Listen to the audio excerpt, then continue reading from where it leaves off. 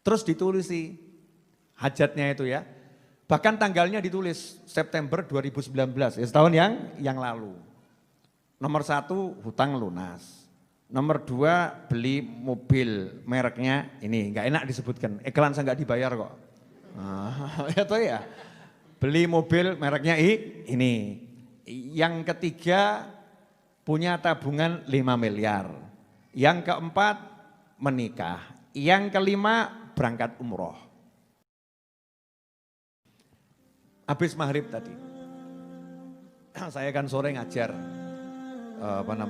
untuk kajian di online Google Meet. Nah, setelah habis maghrib teman saya itu mau datangnya sebetulnya pas sore, cuman karena terbentur jadwal temennya yang lain yang mau ikut, baru nyampe itu hampir maghrib. Sehingga obrolan berlanjut sampai setelah maghrib sampai isya. Sementara dari pagi saya belum istirahat, nyambung terus ya.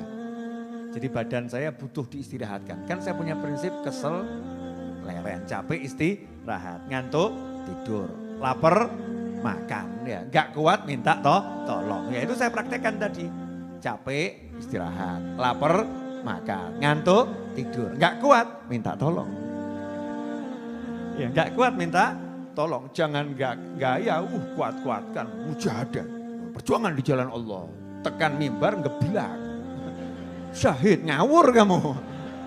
Itu namanya kamu membawa dirimu pada kehancuran. Bukan begitu ajaran Nabi Muhammad SAW. Semua ada batasannya, ada batasannya.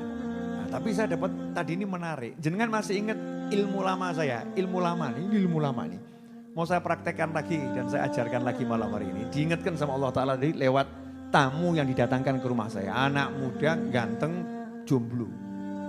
Ya, mudah-mudahan lihat kajian saya malam hari ini. Biar seneng, ya, biar senang. Tahun 2019, beliau ngomong tahun 2019, Beb, saya stres, punya hutang 1,5 miliar. Ditagih sana, ditagih sini, diancam sana, diancam sini. Saya itu stres sampai udah niat bunuh diri. Masya Allah. Tapi alhamdulillah kan gak situ ya. Nyatanya sampai sini kok ya.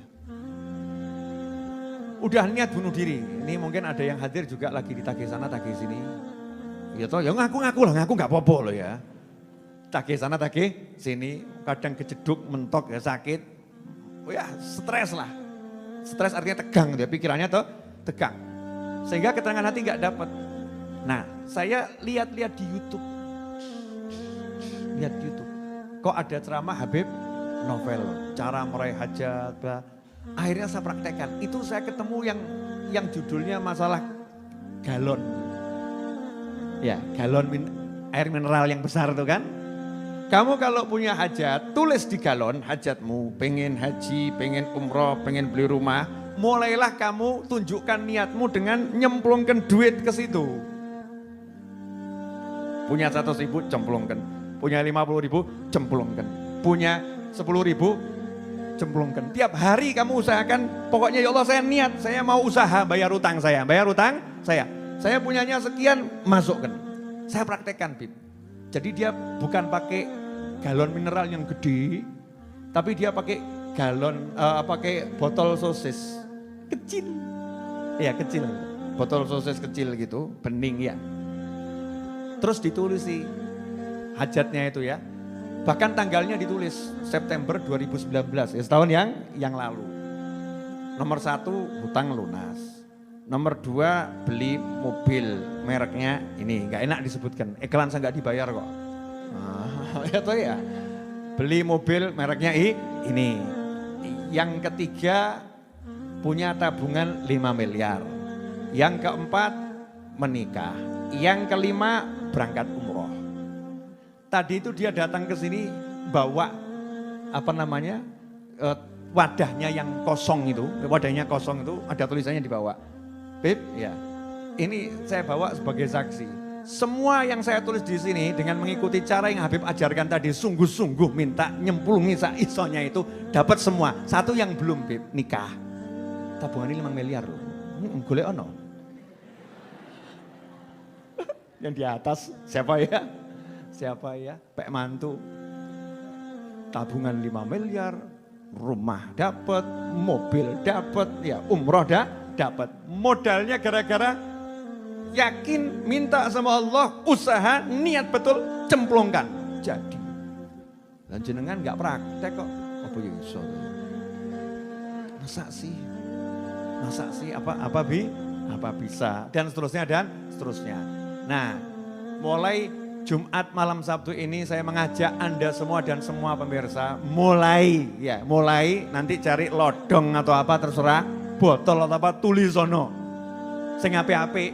1, niat. Punya duit banyak, senangkan ibu pengen punya mobil, beli mobil untuk ibu misal gitu. Ya.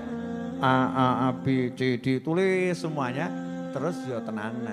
Tapi ojo ketok kebak terus tergiur. Orang gombayar utang tuku sambel. Tuntaskan dulu hutangnya, ya tuntaskan hutangnya. Nanti akan selesai. Kenapa?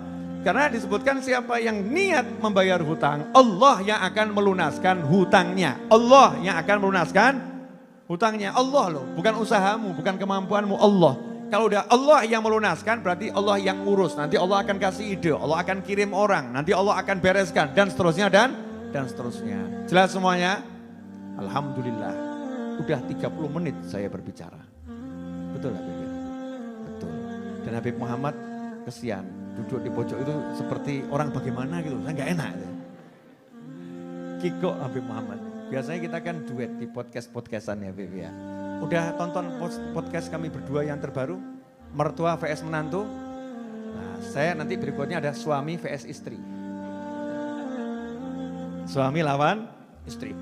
Problematika suami lawan istri. Oh tadi ada yang datang juga curhat masalah istrinya begini, ya.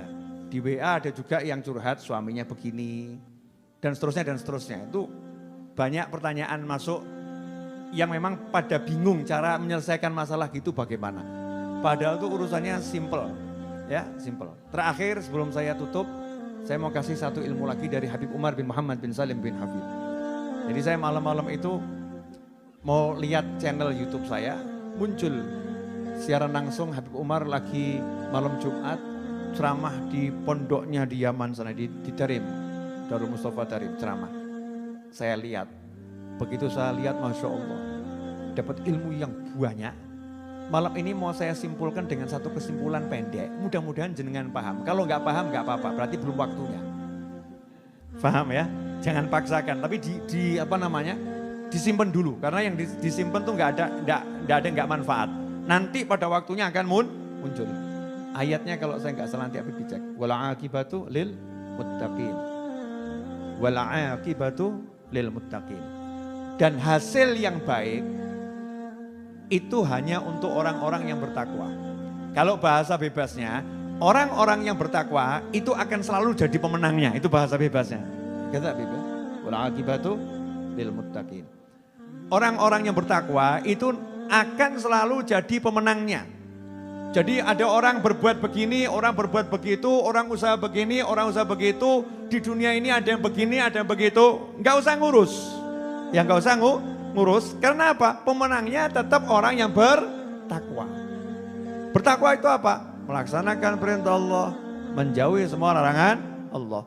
Jadi kunci selamat, kunci menang, kunci sukses bukan mau niru gayanya fulan, bukan takut ada fulan begini, fulan begitu nanti bisnisnya jadi kacau, enggak. Tetap orang yang bertakwa itu jadi pemenangnya. Berarti resepnya hidup apa? Ya gampang, gelar sajadah, sholat berjamaah, ambil mushaf, baca Al-Quran, ketemu orang tua, hormati. Kalau orang tua kandung, lebih kita hormati, sayangi, berbuat baik kepadanya. Kepada istri, suami, pasangan hidup, anak, tunaikan haknya masing-masing. Ketika bisnis, jujurlah, berusaha yang baik. Jangan katakan yang dusta aja bangkrut, apalagi yang jujur. Jangan ngomong seperti itu. Usahakan dengan semua cara-caranya Allah Ta'ala. Pasti jadi pemenangnya. Lah yang lain-lain akan nyungsep. Yang lain-lain akan nyungsep. Tetap pemenangnya orang yang bertakwa. Meskipun secara zahir kelihatannya yang bertakwa kok sejak rajin sholat kok tambah miskin ya. Sejak ikut kajian sama Habib Novel kok tambah dipecat ini ya. Sejak ikut solawatan kok tambah melarat. Tidak jadi masalah. Asal kita benar terus solawatan, benar terus pengajian, benar terus sholat, benar terus sholat. Wala akibatul lil muttaqin. Nanti pemenangnya kamu. Kamu. Pada waktunya kamu akan kaget. Masya Allah. Ternyata ini hasilnya.